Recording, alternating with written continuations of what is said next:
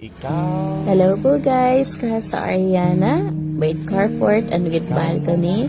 Best seller pagdating sa 3 bedrooms po natin with lot area 120 square meter, floor area is 96 square meter. Tingnan mo naman pagpasok natin kay Casa Ariana.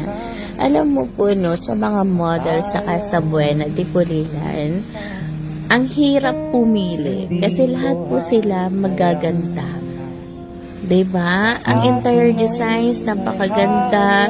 Yung exterior designs, napakaganda. Kasi Spanish, modern po sila.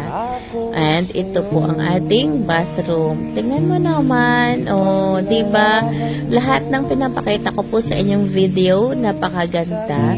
Kahit ako po, hindi ko na alam kung alin po yung gusto ko dito. Pero as of now, napakaganda po ng Casa Ariana.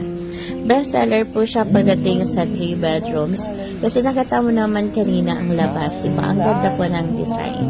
Ito po ang 3 bedrooms sa taas, napakaganda at napakaluwag din po ng mga kwarto dito guys. Ito ang common bathroom natin. At ito po turnover with solid partitions as well. Wala ka nang papagawa po dito guys kundi fence mo na lang. Ang bahay itself can sustain magnitude 7 earthquake. Ganon po katibay. Ito yung master's bedroom mo na merong sariling bathroom. Okay po, with toilet set na po yan. And meron lavatory, meron na rin pong shower. Tingnan natin yung sarili. Wow!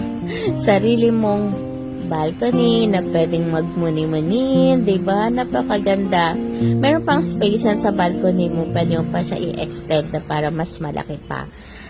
Ang iyong master's bedroom, napakaganda guys.